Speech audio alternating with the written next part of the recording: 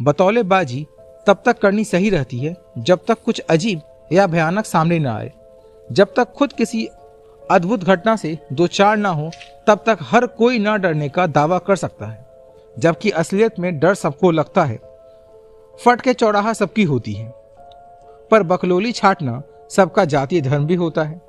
ऐसा कोई इंसान नहीं होता जिसको किसी न किसी चीज से डर न लगे, परंतु सही मायनों में निडर वो होता है जो डर के आगे झुकते नहीं, उससे हारते नहीं, उससे अंतिम प्रयास तक लड़े। परंतु ऐसे निडर बहुत गिने चुने ही होते हैं, और वो चारों लड़के ऐसे निडर तो ना थे। जोश में आकर उन्होंने ये लंबी लंबी तो हाँक दी कि चुड़ैल आएगी तो उसे भी। परंतु जब उस खूबसूरत लड़की के हाथ पैर सामान्य से लंबे होने लगे, जब उसका रंग बदल गया, जब उसके हाथ पैर पंजों में बदल गए, जब उसके नाखून और दांत लंबे तीखे और भयानक हो गए, जब उसकी आंखों की पुतलियां बहुत बड़ी बड़ी हो गई, उसकी आंखें पूरी तरह से खूनी लाल हो गई, और जब उसके चेहरे पर वहशियत के भाव साफ साफ दिखने लगे, तब उनका देवता कूच कर गए। उनकी सारी बहादुरी कई रास्तों से उनके शरीर से बाहर निकल गई। शहर के एसपी पर इस विभत्स हत्याकांड की जांच की जिम्मेदारी आ गई थी। ऐसा घटनाक्रम ना किसी ने पहले सुना था, ना किसी ने पहले देखा था। कई लोग ऐसी लाशें देखकर दिल में झटकों को संभाल न पाए और अस्पताल पहुंच गए। कई जने उनमें से बहुत ही चिंताजनक हाल में थे। सभी न्यूज एजेंसियां माहौल को और गर्म कर रही थी। पुलिस ने सड़क के इस क्षेत्र को ब्लॉक करके वहां अपना काम शुरू कर दिया था। शहर में अभी कुछ दिन पहले हुए हरबंस लाल और उन दो अपराधी लड़कों के हत्याकांड का रहस्य अभी सुलझा भी नहीं था कि हाईवे पर 4 और लड़कों की विभत्स हत्या हो गई। 2 लड़कों के जिस्म से सारा खून ही गायब है और गला इस कदर उधड़ा हुआ है और सारी नसें बाहर आ गई है। यूं लगता है जैसे उनका पूरा खून किसी ने पी लिया हो।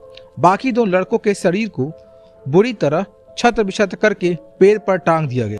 बेरहमी का आलम इस तरह है कि उनके हाथ पैर उखाड़ कर उनको बदल कर लगा दिया गया है, यानी हाथ की जगह पैर और पैर की जगह हाथ। उन्हीं की आंतों को निकाल कर उन्हें फांसी दी गई है, जिनसे उनकी जुबानें बाहर आ गई है।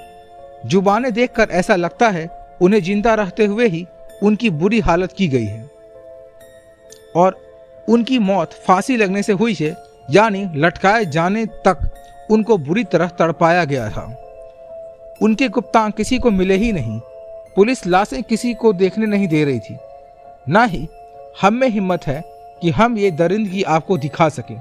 आइए हम ले चलते हैं आपको शहर के एसपी परीक्षित के पास। उनसे जानते हैं कि यह सब क्या हो रहा है और कौन कर रहा है। परीक्षित सर, आपसे हमें ये उम्मीद है कि आप इस घटना पे प्रकाश डालेंगे। क्या आप जनता को ये बताएंगे कि ये सब कौन कर रहा है? परीक्षित ने उन रिपोर्टर्स की भीड़ में उस रिपोर्टर को देखा। वो बहुत ही खूबसूरत थी, पर परीक्षित का मुंह उसको देखते ही बन गया था। वो मन में बुदबुदाया, लो अब इसकी ही कमी थी, अब पूरे छिलके उतारेगी। इसको जेब खर्च कम देते ही अपनी औकात पर आ जाती है, अब सारा बदला निकालेगी। प्रत्यक्षतः वो बोले, जी अभी कहा नहीं जा सकता। शायद ये किसी हिंसक व बड़े जानवर का काम है या कोई सिरफिरा बहसी कातिल है जो ध्यान भटकाने के लिए जानवरों की तरह हत्याएं कर रहा है। रिपोर्टर, पर सर कोई भी जानवर या बहसी कातिल एक साथ इतने लोगों पर कैसे काबू कर उन्हें मार सकता है? और पुलिस ने अब तक क्या कार्रवाई की है? क्या पुलिस के होते हुए भी शहर के लोग यूं ही खौफ में जीते रहेंगे? पुलिस इन अपराधों के खिलाफ क्या एक्शन ले रही है? पुलिस किसी भी तरह का कोई बयान क्यों नहीं दे रही? क्या हम ये मान लें कि कातिल जो भी हैं वो पुलिस से ज्यादा तेज है? परीक्षित के मन में आया कि उस लड़की के सर में गोली उतार दे, पर वो उसकी माँ की लाडली थी। उसकी माँ कहाँ से इसे उठा लाई और परीक्षित की जान पर डाल दी।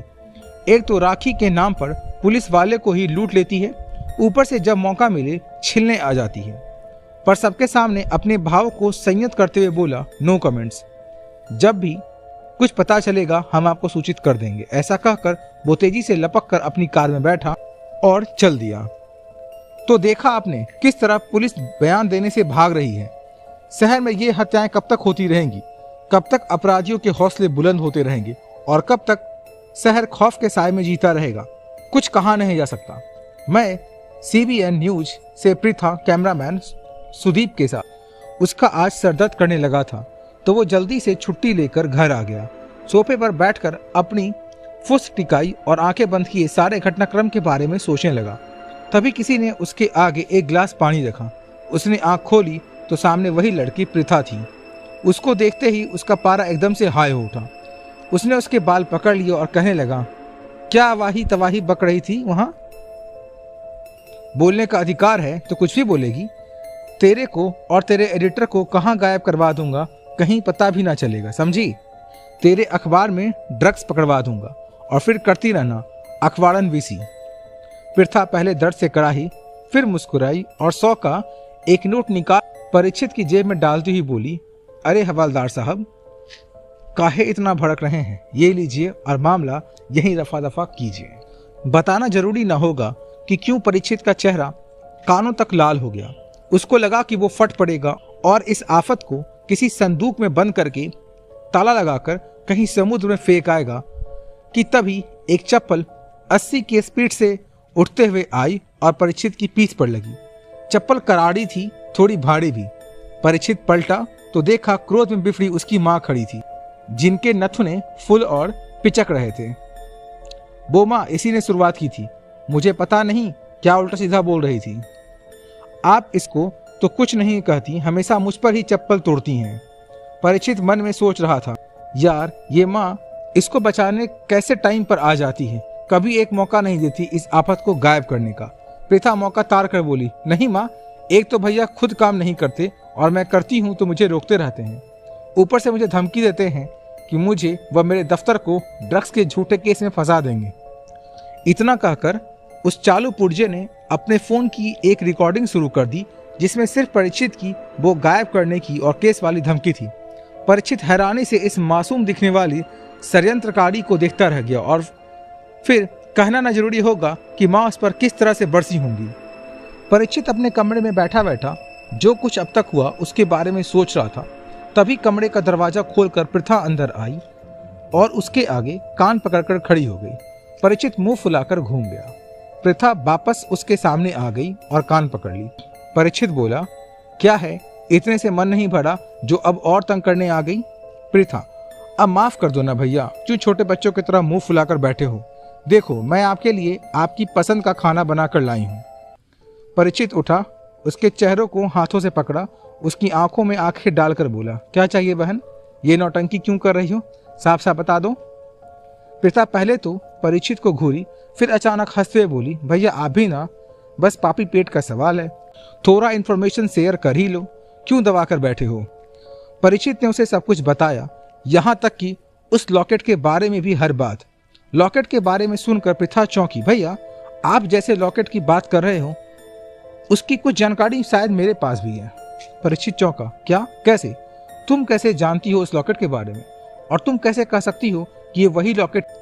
ओह भैया, सवाल पूछना हमारा काम है, आप आओ मेरे साथ, मैं आपको कुछ दिखाती हूँ। कहते हुए पृथा उसे हाथ पकड़कर लगभग खींचते हुए अपने साथ अपने कमरे में ले गई। वहां उसने तुरंत अपने लैपटॉप को शुरू किया और कुछ वेबसाइट्स खंगालने लगी। कुछ पलों की मेहनत के बाद उसने परीक्षित को दिखाया। उसमें एक बहुत ही पुरानी किताब के कुछ अंश थे। उस पन्नों में से एक पन्ने पर उस अजीब सी लॉकेट का तस्वीर था। परीक्षित उसे देखते ही खुश होकर चिल्लाया, यही है, एकदम यही है वो लॉकेट। पृथा, ओ हेलो हवलदार साहब, पहली बात ये लॉकेट नहीं ताबीज है, और दूसरी बात अगर और डिटेल चाहिए तो तुरंत 50,000 मेरे अकाउंट में ट्रांसफर कर दो। परीक्षित अब की बार नाराज नहीं हुआ, बल्कि व्यंग से बोला, अच्छा रिश्वत, वो भी मुझसे, और जैसे मैं दे ही दूंगा। अब तुमने मुझे वेबसाइट दिखा दी है तो अब कैसे पैसे? पृथा भी वैसा ही चेहरा बनाकर बोली, क्यों, रिश्वत लेना सिर्फ पुलिस वालों का एक अधिकार होता है क्या? और रही बात जरूरत ना होने की, तो ठीक है, फिर मैं चलती हूँ, आप देख लो।